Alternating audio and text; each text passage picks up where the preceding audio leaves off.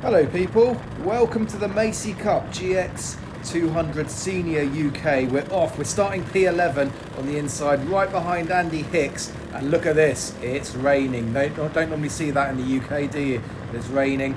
Give Andy a little bump draft, but a little bit too much and almost send him wide. Sorry about that, old Hicksy boy. But we've got the inside line, and that's going to be really important. Andy almost loses the rear just there, but the inside line at Clay Pigeon is really where you want to be on that start. It's actually technically the outside because the the pit straight isn't actually straight.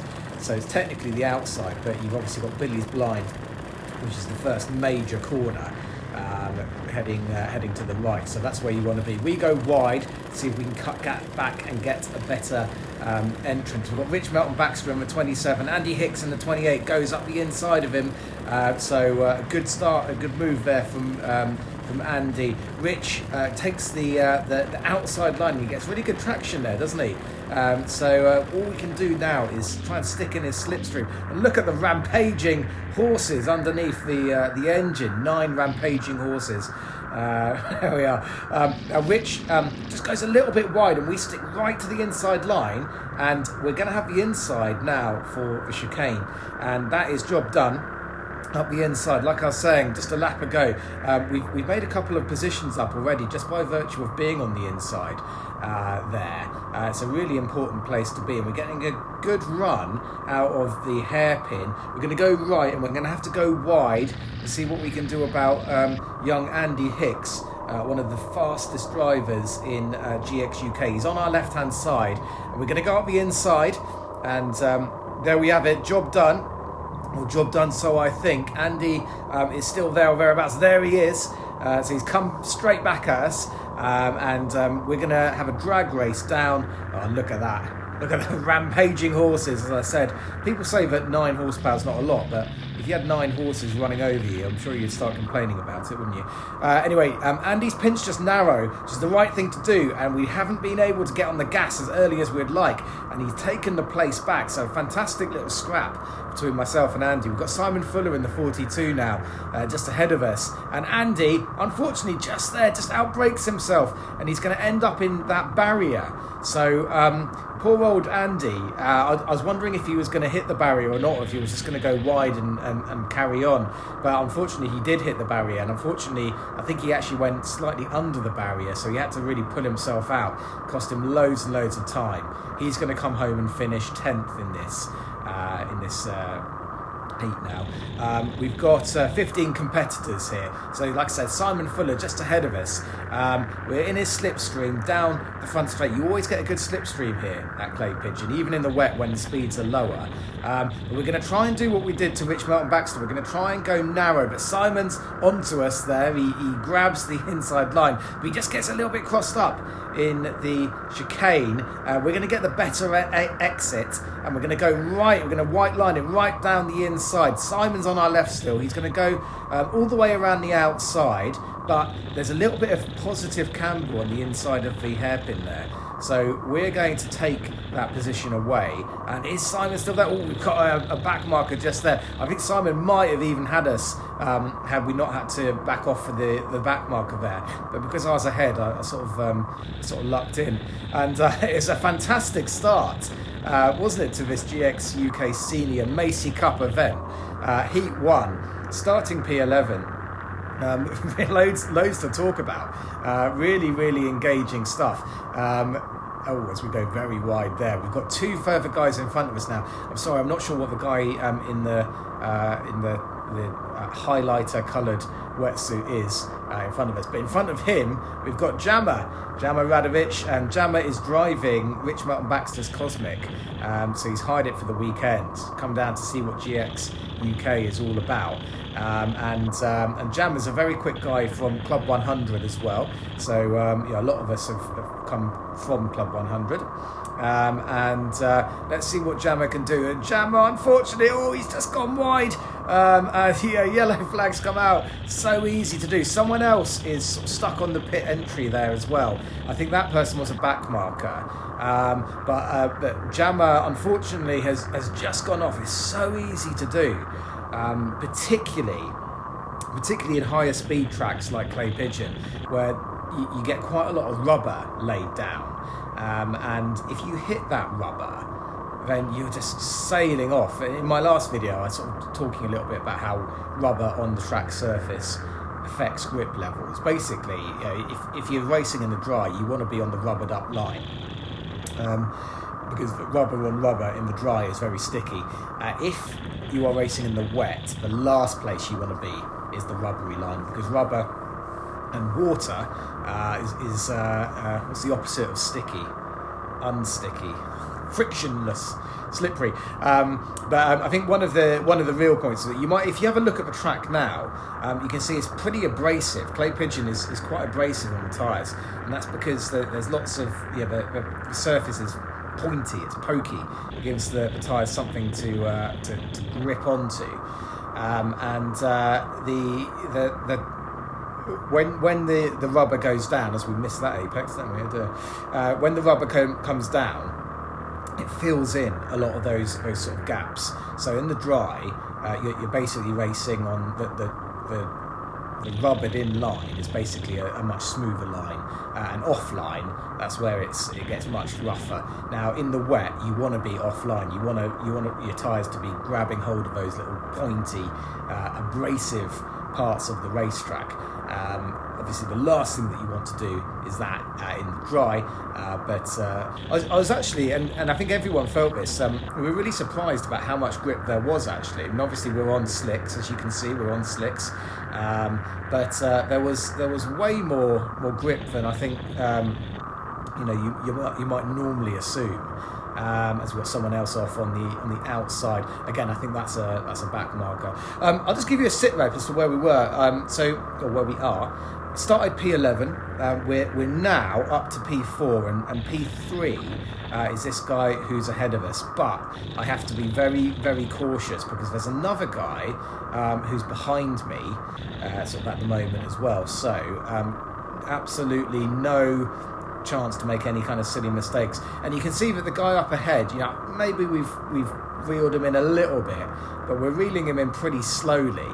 And just at this point in the race, I don't know exactly where we are, but I know that we've gone up quite a few positions, and you sort of like play this game of mental arithmetic in your brain, don't you, in these sorts of times, as I'm already missing apexes now. You can see I missed that one as well.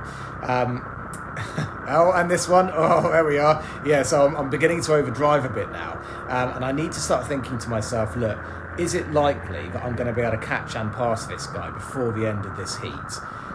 Or is it better to bring it back a little bit, drive within myself, and make sure that we don't throw away what is actually quite a good finishing position up from P11 on the grid. A P4 would be a pretty good finishing position, really. So again, I think I've just about realised that. I've just about calmed down, and actually you can see that when I do calm down, we begin to reel him in much more quickly, and maybe he made a sort of mistake as well. But the start of that lap was pretty leery, wasn't it? And the end was much calmer. Let's see if we're going to be a little bit calmer this time. Yes, well, we almost meet the apex there.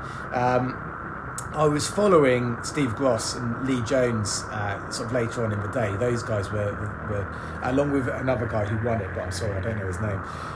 Those guys were pretty much the fastest. Lee has set the lap record for GX Senior UK, and being the fastest here today. And those guys were really using the curbs to hook the car around, and I'm not really doing that. You can see that that's. Yeah, I'm definitely not doing it there. I'm not sort of going near the curbs. And this is the last lap, and you can see that I've had a bit of a dodgy moment there, and I've let this guy, he was about the same distance as behind me at the start of this lap as I was behind the guy in front. But we lose that place on the final corner of the final lap. Really annoying.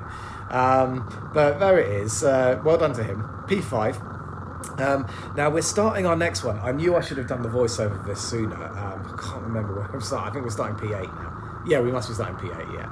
So P8, but this time we're on the outside line. Well, we're on the inside here, but we're going to be on the outside now going into Billy's blind. We've got Rich Melton Baxter on our inside. We've got Jammer just to our right there.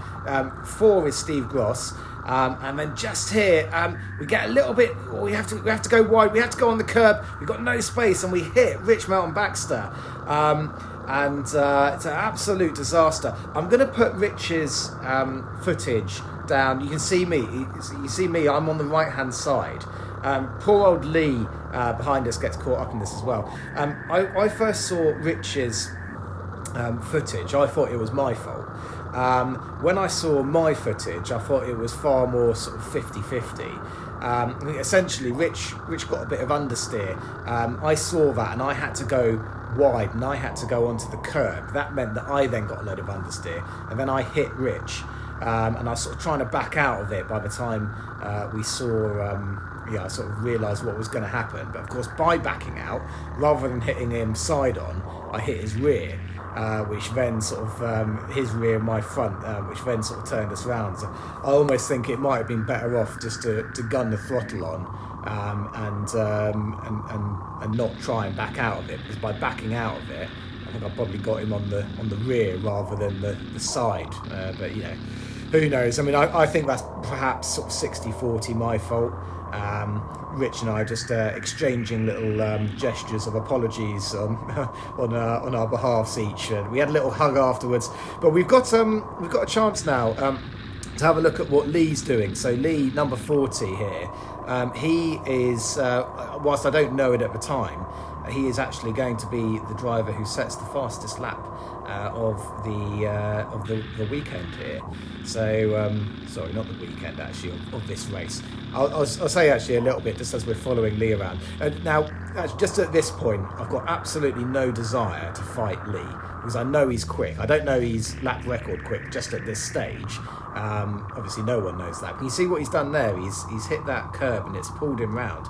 But I'd really much prefer to work with Lee here and to make the move. Or to follow him through on drivers ahead. So this is Dom Hempton, the 87. Lee goes to the outside. Dom goes back up the inside. We've got to be really, really careful. We've got some guys who are new to the championship here. I know this is, well, it's not a championship race, is it? This is only actually my second ever GX race. So I'm hardly an experienced campaigner. But I think there are some guys who are relatively new to outdoor karting as well, and I do have a few years' experience in outdoor karting under my belt. But like I was saying before, much more sensible to try and follow Lee through, work with him. If we start fighting, then there's no way we're going to make any progress back up the field. And then again, look, Lee goes really, really narrow. He uses that curb to hook him round. We take a slightly different approach. We take a much later apex. But in other parts of the track, Lee's using the curbs much better. Oh no, dear, look at that. I get a real snap of oversteer, and look how much time I'm losing. That curb, by the way, that I avoided is a real chassis killer. I didn't want to go over that curb. I'd much rather go around the outside of it. But it's cost us loads of time, and it's not going to be... it's never good to lose time, is it? But we're now not going to be in a position to be particularly close to Lee and follow him through when he meets these two guys up ahead who are fighting. And it's Tim and Simon Fuller. Simon, you saw some footage of in the first race.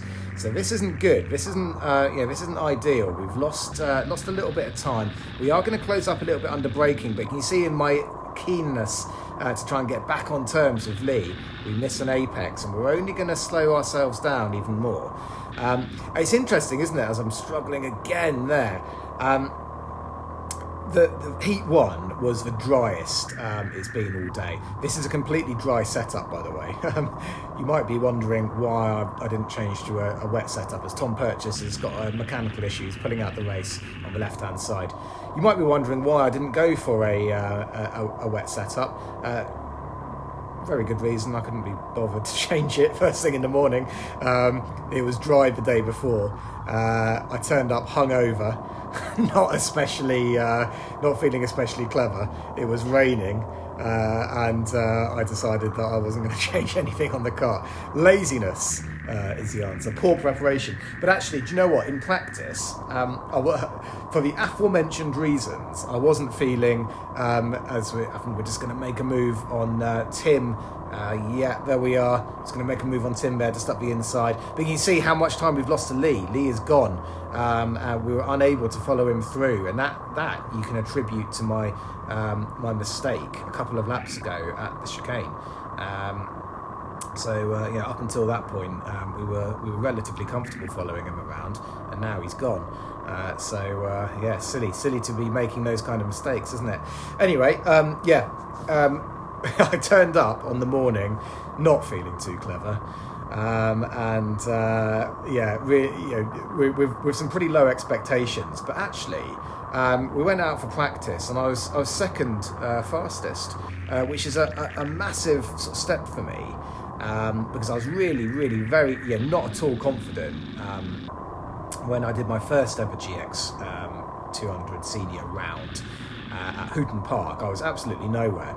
I set up the kart completely wrong. If you want to see an example of, so we've got yellow flags, you want to see an example of a kart that shouldn't be set up, then you should have a look at my footage from Hooton Park. I've taken out the front, we're going to go up the front torsion bar I took out. You just have to get out the throttle there.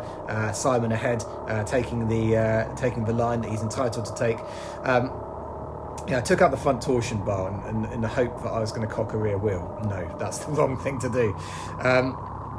But anyway, over the winter, I've read some books, I've watched a lot of YouTube videos, I've done a couple of tests, and I'm really beginning to understand a lot better now how kart setup works, and that's really helped. I think I'm much quicker than I was at Hooton. I think I was like a second and a half off Andy Hicks at Hooton. And in morning practice, I was about 3/10 off him. He was fastest, and then I was second, 3/10 off him. So still quite a long way to go. But I think Andy's kart prep is absolutely phenomenal. Really good. Yeah, he's a really good driver as well. But one thing that sticks out for me is kart prep, and Tom Stalker, Rich Melton Baxter as well. I mean, these are the guys I'm hanging around with, so I'm sure there are other people who do a fantastic job with their kart prep as well. We just give Simon a little nudge there, and we're going to be side by side down the front straight.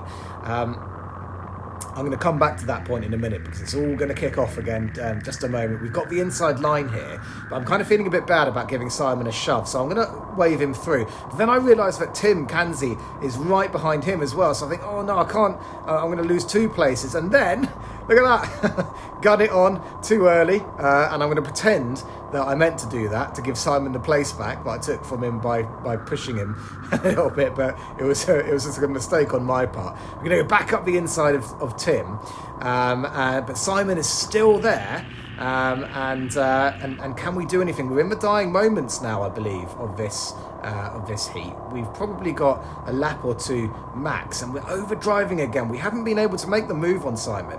Now, I said a moment ago that I was using basically a dry setup, and the reason that I didn't change it, and one of the other reasons I didn't change it, was because I knew how the kart felt, and in conditions like these, the last thing you want is to be changing the feeling of the kart, so it's different every time you go out on track. I mean, I'm definitely leaving time on the table by not changing it, but I felt that this is going to be one of those days where if you can keep it on the island, you're probably going to benefit from other people's mistakes, and indeed we have made already quite a significant mistake in the start of this heat that's cost us a load of time and places.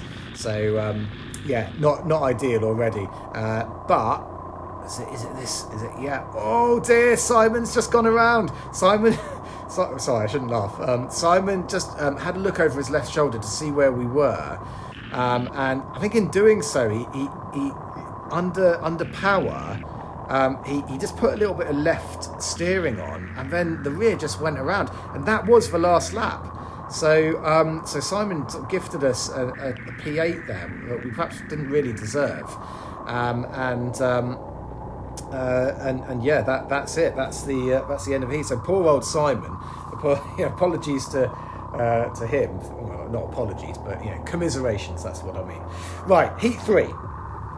Okay, so in this one, we're starting on the front row, P2, and we've got Lee ahead of us. So it's going to be really, really important to try and make a good start. We've got some fast guys behind. We've got Steve Gross, who's been rapid all day. We've got a number of other people, Tom Stalker, Andy Hicks. We've got Rich Melton Baxter. We've got a couple of people I don't know actually who turned up, who I think are regulars, who are really, really quick around here, know exactly what they're doing. Unfortunately, we've got the outside line, but everyone behind us was very well behaved, very respectful, as it always has been in this championship. Of course, there's the occasional mistake, but it's all been very, very respectful. And we're through, and we've cemented our P2. It's unlikely that we're going to get a P1 starting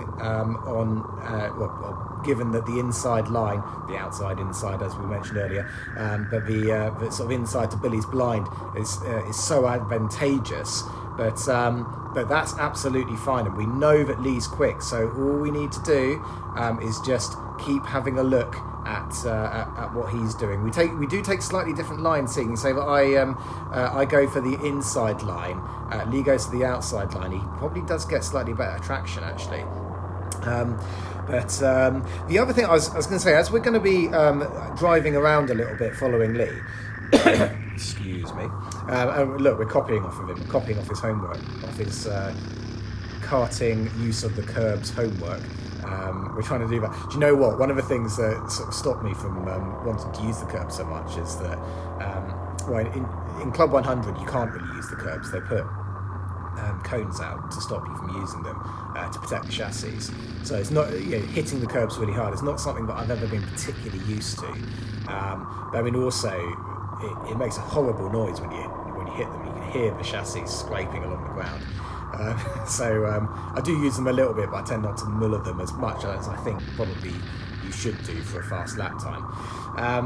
But if you have a look at this, we're keeping up with Lee quite nicely, and this has really been a bit of a story of the day.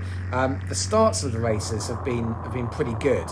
Now I'm running quite high tyre pressures here, and that I believe is helping me get the tyres up to temperature pretty quickly. Certainly, perhaps a little bit quicker than those around.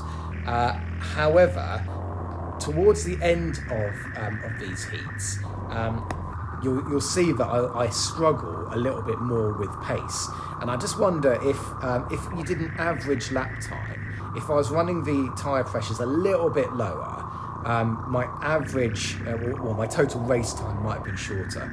So I do think that might be the case.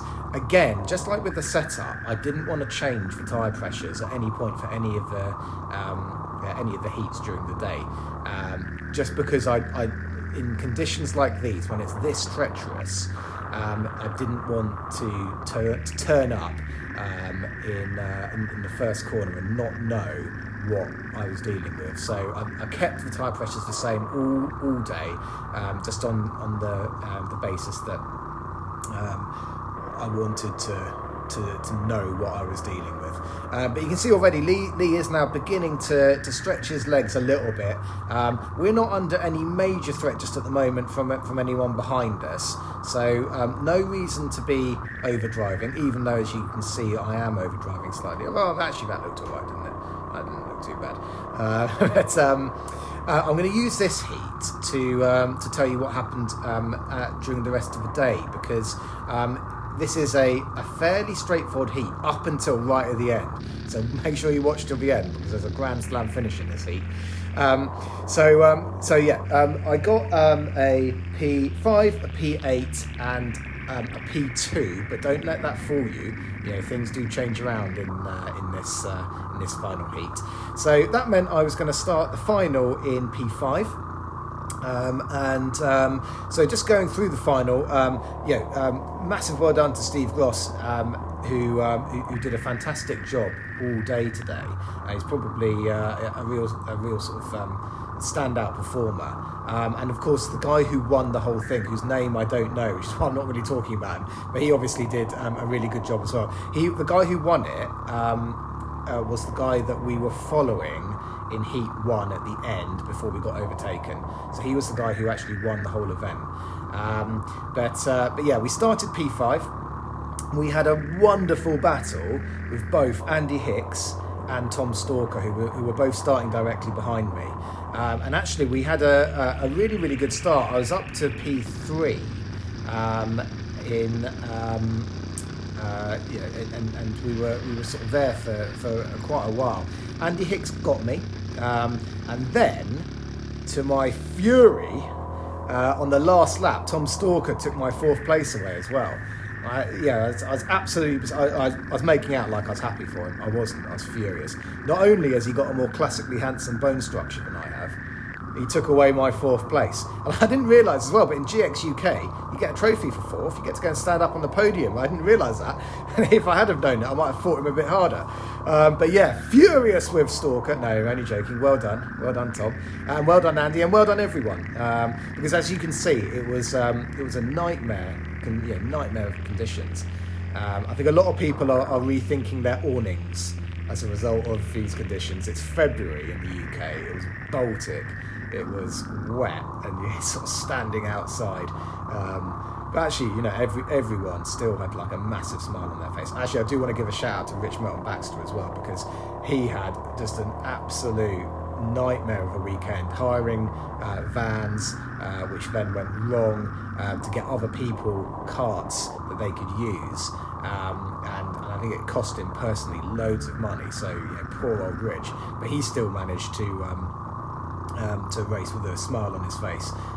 So fantastic effort from him. But yeah, so our overall finishing position was P5, 15 runners. It's a massive step forward for me.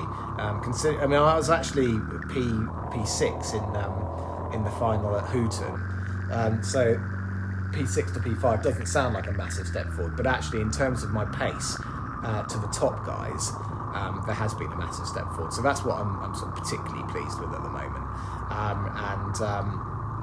Yeah, it's just about learning the car, learning the setups. I've widened the front, narrowed the rear, changed the ride height, all of those sorts of things. But I think one thing that actually was a massive game changer for me was I did a private test, not like a private test, but like an open test session at Rye House with Simon Fuller. You saw the back of earlier in the footage, and I got myself a Micron 5, which is like a lap timer, and it tells you sort of how well you're doing on the lap, and that has been an absolute game changer. As someone, I think that might be Rich Melton Baxter. Rich has to get the meatball flag in this because his, after a bit of contact, I think his rear bumper was beginning to hang off, so he had a real nightmare of a day. But still, like I said earlier, still racing with a huge smile on his face, so well done him. The Micron 5 was an absolute game changer in terms of helping me understand what I'm supposed to be doing in different corners and things like that, it's a bit difficult to say how much faster it made me because during the course of the day I got used to the kart in dry conditions, and there would have, I'm sure, been some kind of natural progress, but I would estimate that by using the data from the lap timer, literally just on the fly, just by looking down at how my lap time was progressing on the steering wheel, I went between 3 and 5 tenths of a second faster than I would have done had I not had it. It's a bit of a guesstimate, but I think it's a reasonable guesstimate considering the sorts of lap times I was doing initially, and when I was driving the kart, what I thought was correctly, and then after using the data and having a look. Now we're just going to go wide here. This is the final lap, and Lee ahead of us goes around, and Steve Gross has taken first place. So I had a really good run through that final, through the chicane, and I was even saying to myself, you're going to be going faster. Do not drop it. Don't brake too early. But Steve's got us. I went wide, handing Steve P2, and then poor old Lee went around, and that's P1 gone. So P1 to Steve Gross. We're still P2, although we're very fortunate to have it. But that's it, and I'm very, very sorry I couldn't bring you footage of the final with the camera ran out of battery. But huge congratulations to everyone involved. Really, really cracking day. I hope this footage, if you're thinking about GX UK, I hope this footage is helpful. And of course, if you've got any questions, put them in the comments. I'll see you on the next one. Thanks for watching. Thanks for watching Mango Motorsport, a community for racing fanatics.